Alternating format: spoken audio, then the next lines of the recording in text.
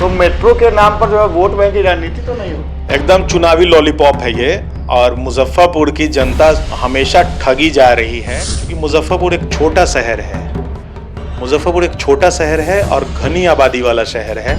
यहाँ क्या है कि मेट्रो बहुत सक्सेस नहीं हो पाएगा, क्योंकि बड़े इलाके को तोड़ना पड़ेगा, काटना पड़ेगा और बड़ी आबादी इससे डिस्टर्ब हो। मेट्रो के जगह पे सरकार से मैं मांग करूंगा कि मोनो रेल की सुविधा यहाँ दी जाए, जिस तरीके से लखनऊ में मोनो रेल की सुविधा। 2025 की मजबूत तैयारी में हम लोग लगे हुए हैं और हमारा जनसुराज 243 सीट पे लड़ेगा, 242 नहीं होगा।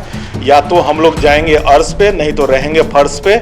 लड़ाई मजबूत होनी है, 243 पे हम लोग लड़ेंगे और 25 की मजबूत तैयारी लड़ूंगा। और मुजफ्फरपुर 2025 से चमकता हुआ मुजफ्फरपुर आपको नजर आएगा, सशक्त मुजफ्फरपुर नजर आएगा, मजबूत मुजफ्फरपुर नजर आएगा। नगरीय क्षेत्र को मैं नारकीय नहीं रहने दूंगा, ये मैं मुजफ्फरपुर के लोगों से, क्योंकि मुजफ्फरपुर की जनता मेरे लिए जनता नहीं है, मेरा परिवार है। और मैं अपने परिवार के एक सदस्य से वादा करता हूं कि जो नगर निगम है, जो मुजफ्फरपुर नगर है, जो नारकीय हालात में चल रहा है, उसको नारकीय नहीं रहने दिया जाएगा, उसको जन्नत बनाने का।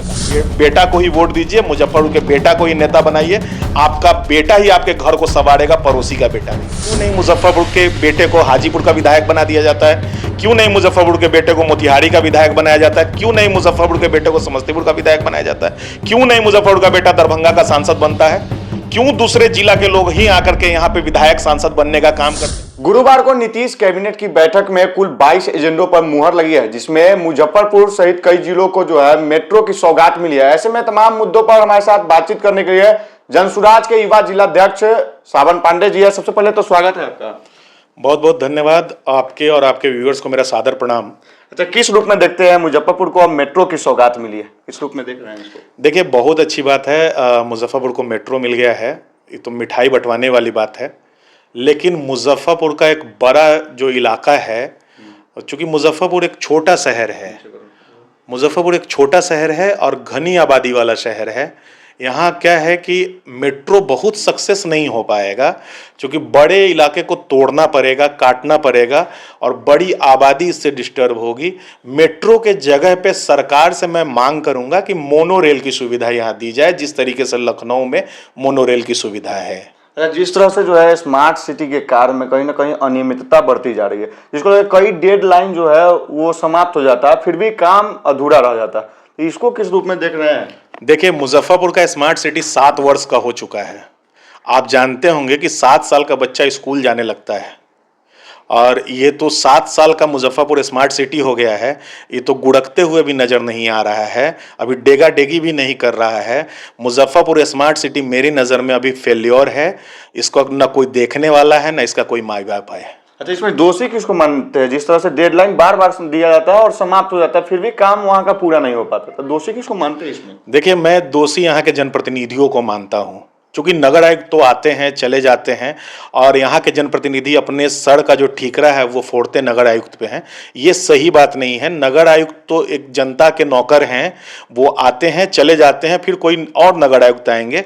लेकिन महापौर साहिबा जो हैं और नगर विधायक महोदय जो हैं, इनको मॉनिटरिंग करनी चाहिए, इनको सड़क पे घूमना चाहिए, इनको देखना चाहिए कि स्मार्ट सिटी का काम किस तरीके से हो रहा है मुजफ्फरपुर में। लेकिन हमारे विधायक जी को तो फुर्सत ही नहीं है। पंकज मार्केट में सोफा पे बैठे रहते हैं और सोफा से सड़क पे आते नहीं हैं। सड़क पे आएंगे तो शहर चलेगा नहीं, तो वो सड़क पे आने के लिए तैयार नहीं है। और महापौर साहिबा तो कहाँ रहती हैं गायब, पता ही नहीं चलता है। लगातार आप नगर निगम के खिलाफ मोर्चा खोले रहते हैं। पिछले दफा भी जो है अघोरिया बाजार का जब रोड काट दिया गया था, तो आपने इसको लेकर के आवाज उठाई थी, आमरण अनशन तक करने की बात कही थी। जी, मैं लगातार चूंकि नगर निगम, हमारे मुजफ्फरपुर जो शहर है वो नगर निगम पे टिका हुआ है। इसकी साफ सफाई, इसका रख रखाव सब कुछ नगर निगम जिम्मेवार है। तो मैंने अभी आपने जो जिक्र किया कि अघोरिया बाजार चौक वाला मामला, मैंने उसको उठाया, बड़ी प्रखरता से उठाया, और नगर आयुक्त महोदय को मैं आभार व्यक्त करूंगा कि उन्होंने सुना और मुझे आमरण अनशन पर जाने से पहले ही मैं उस कार्य को किया जिस कार्य के लिए मैंने आवाज उठाया था। अघोरिया बाजार चौक को काट करके उन्होंने प्रोफेसर कॉलोनी वाला भी जो रोड है उसको भी काट दिया था, लेकिन उसको उन्होंने प्रोफेसर कॉलोनी वाले रोड को उन्होंने दुरुस्त करवाया और आमजन के चलने लायक बनवाया। इसके लिए मैं उनका सादर आभारी हूँ। अच्छा, एक अहम सवाल है, जिस तरह से जो है 2025 का चुनाव सामने आ रहा है और चुनाव से पहले मेट्रो की सौगात क्या लग रहा है कि इस बार फिर से जिस तरह से पताही हवाई अड्डा मुद्दा बनकर वोट बैंक की राजनीति की जाती है, अंधेरे में रख के कहीं ना कहीं लोगों को वोट लिया जाता है, तो मेट्रो के नाम पर जो है वोट बैंक की राजनीति तो नहीं हो? एकदम चुनावी लॉलीपॉप है ये। और मुजफ्फरपुर की जनता हमेशा ठगी जा रही है। कभी आपका पताही एयरपोर्ट के नाम पे ठग लिया जाता है, हमारे वरीय जनप्रतिनिधि जाकर के एयरपोर्ट पर घी का लड्डू बंटवा देते हैं। तो एक एक हमारे जनप्रतिनिधि सोफा पर बैठ करके कहते हैं कि नहीं नहीं स्मार्ट सिटी का काम तो हम ही लाए हैं, हम ही करवा रहे हैं। एक जनप्रतिनिधि कहते हैं कि नहीं नहीं मेट्रो का काम तो हम ही ले आए हैं, हम ही करवा रहे हैं। ये लोग बस मुजफ्फरपुर की जनता को ठगने का काम कर रहे हैं। खुद को अभी नेता प्रमोट कर रहे हैं, कल अपने बकलोल बच्चों को नेता प्रमोट करेंगे ये। अच्छा, चर्चाएं हैं कि सावन पांडे 2025 की तैयारी में लगे हुए हैं कि? बिल्कुल 2025 की मजबूत तैयारी में हम लोग लगे हुए हैं और हमारा जनसुराज 243 सीट पे लड़ेगा, 242 नहीं होगा। या तो हम लोग जाएंगे अर्श पे, नहीं तो रहेंगे फर्श पे। लड़ाई मजबूत होनी है, 243 पे हम लोग लड़ेंगे और 25 की मजबूत तैयारी है। क्या विजन लेके चलिएगा इस बार? देखिए, मुजफ्फरपुर मेरे लिए मेरा पहचान है और मूल माटी मुजफ्फरपुर मेरी लड़ाई है। मुजफ्फरपुर का बेटा ही होगा मुजफ्फरपुर का नेता। और आप जानते हैं कि जो घर का बेटा होता है उसी को अपने घर की चिंता होती है। पड़ोसी का बेटा आकर के आपके घर की चिंता नहीं कर सकता, आपके घर को नहीं संवार सकता है। और मुजफ्फरपुर 30-35 सालों से पड़ोसी के बेटे से ही जगमगा रहा है, लूटा जा रहा है। और अब ये लूट खसोट का जो धंधा है ये बंद किया जाएगा और मुजफ्फरपुर का बेटा ही होगा मुजफ्फरपुर का नेता। तो पहली प्राथमिकता फिर क्या होगी? चूंकि जिस तरह से कई लोग लगातार विकास के नाम पर वोट ले लेते हैं, विकास ही मुद्दा बताते हैं, विकास रोजगार शिक्षा ही मुद्दा रहता है, लेकिन चुनाव जीत जाने के बाद आज आजादी का 75 वर्ष बीत गया, फिर भी मुजफ्फरपुर के औराई के तरफ के जो लोग हैं वो चचड़ी पर चलने को मजबूर है। तो देखिए, मुजफ्फरपुर आप जो चचड़ी का मुद्दा बताया, मैं अभी अक्सर जा रहा हूं उधर चचड़ी से। जब जाता हूं तो रोंगटे खड़े हो जाते हैं। आज़ादी के बाद भी ये भयावह दृश्य, विभत्स जो दृश्य दिखता है औराई का, ये तो शर्मनाक है। उस पर मतलब निशब्द हो जाता हूं मैं। आंखों में आंसू आने वाली स्थिति हो जाती है कि वहां के जनप्रतिनिधियों की आंख में क्या पानी नहीं है? क्या परोड़ के पत्ता से आंख पोंछ लिए हैं? समझ में नहीं आता है। और रहा मुजफ्फरपुर नगर विधानसभा का, तो मुजफ्फरपुर नगरीय क्षेत्र को मैं नारकीय नहीं रहने दूंगा।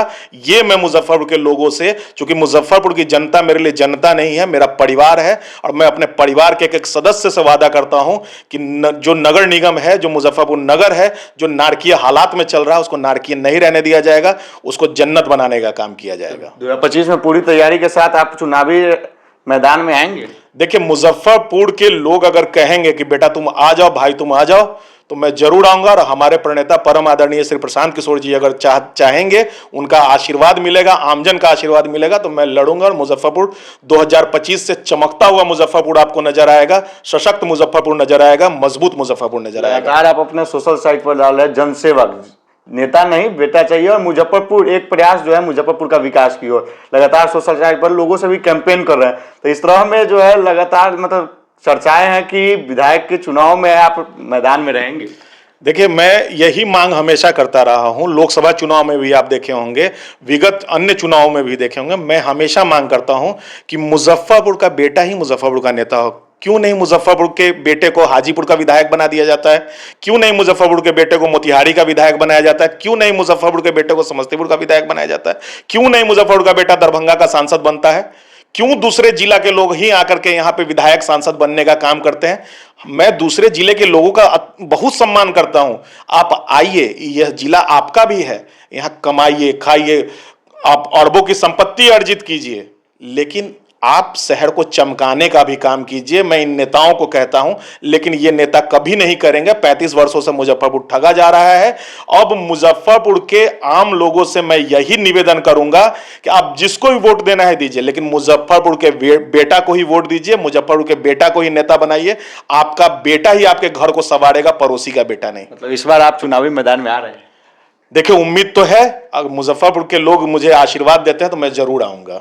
बिल्कुल। तो आपने साफ तौर पे सुना, हमारे साथ जनसुराज के युवा जिलाध्यक्ष सावन पांडे जी थे। इन्होंने साफ तौर पे कहा कि लड़ाई लड़ी जाएगी, इस बार नेता नहीं बेटा को चुनना है, और 2025 की तैयारी में जो है अभी से ही लग गए हैं। तो इस तरह के तमाम खबरों के लिए देखते रहिए द मीडिया वाला। धन्यवाद।